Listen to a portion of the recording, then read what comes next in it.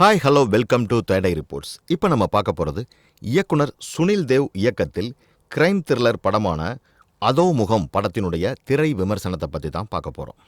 கதையினுடைய நாயகன் மார்ட்டின் பிரியமான தன் மனைவிக்கு வித்தியாசமான முறையில் பரிசு கொடுத்து இன்ப அதிர்ச்சி தர நினைக்கின்றான்.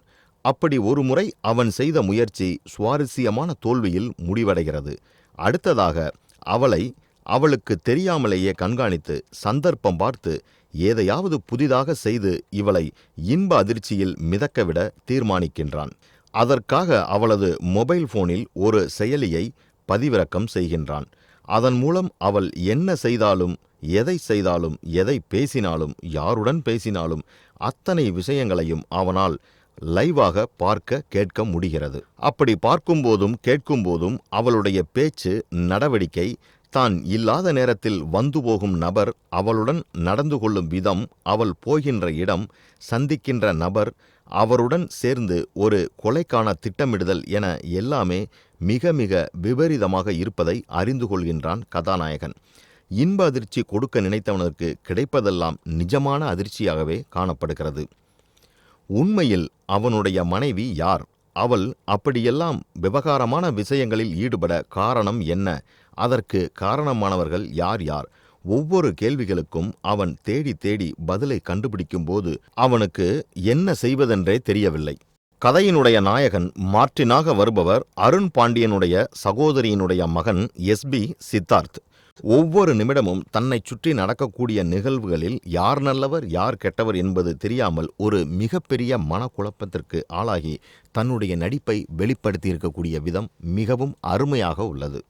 ஒன்றிரண்டு பாடல் காட்சிகளில் ஹீரோவினுடைய கையை பிடித்து நடந்தோம் அல்லது அங்கங்கு சீன்களில் வந்தோம் என்று இல்லாமல் அப்பாவித்தனம், நயவஞ்சகம் இரண்டையும் கலந்து கட்டி வெளிப்படுத்தியிருக்கின்ற சற்றே ஒரு மிக கனமான கதாபாத்திரத்தில் சைத்தன்யா நடித்திருக்கிறார். கணவனுக்கு தெரியக்கூடாததெல்லாம் தெரிகின்ற போது கொஞ்சம் கூட பயமும் பதட்டமும் காட்டுவதாகட்டும், நடிப்பில் நல்ல தேர்ச்சி.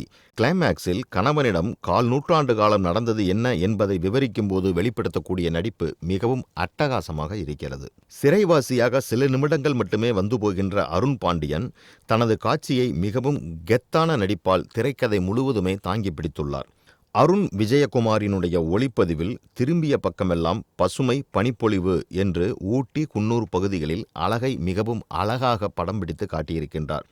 சரண் ராகவனினுடைய எளிமையான பின்னணி இசை கிரைம் த்ரில்லர் கதைக்களத்திற்கு மிகவும் எக்ஸலண்டாக பொருந்தி போகிறது. நிகழ்காலம், எதிர்காலம் என முன்னும் பின்னுமாக கதையோட்டத்தை விறுவிறுப்பு குறையாமல் தொகுத்திருக்கிறார் எடிட்டர் விஷ்ணு விஜயன். கதையில் இருக்கக்கூடிய சில திருப்பங்கள் வலிந்து திணித்தது போலிருக்க, சில காட்சிகள் இதெல்லாம் சாத்தியமே இல்லை என்ற உணர்வை தருகின்றது. மொபைல் போனை வைத்து யாரை எது வேண்டுமானாலும் என்ன வேண்டுமானாலும் செய்யலாம் என்பதை மிகவும் அழுத்தம் திருத்தமாக சொல்லியிருக்கிறார் இயக்குனர் சுனில் தேவ். திரைக்கதையினுடைய விறுவிறுப்புக்கு கொஞ்சம் கூட பஞ்சமில்லாமல் எடுத்திருக்கிறார். மொத்தத்தில் இத்திரைப்படம் ஒரு அட்டகாசமான கிரைம் த்ரில்லர் படமாக திரையில் வந்திருக்கிறது. இயக்குனர் சுனில் தேவுக்கு நம்முடைய பாராட்டுக்கள். இந்த மாதிரி சினிமா செய்திகளை உடனுக்குடன் தெரிந்து கொள்ள தேடை ரிப்போர்ட்ஸை பாருங்கள். கமெண்ட் பண்ணுங்கள், லைக் பண்ணுங்கள், சப்ஸ்கிரைப் பண்ணுங்கள், ஷேர் பண்ணுங்கள்.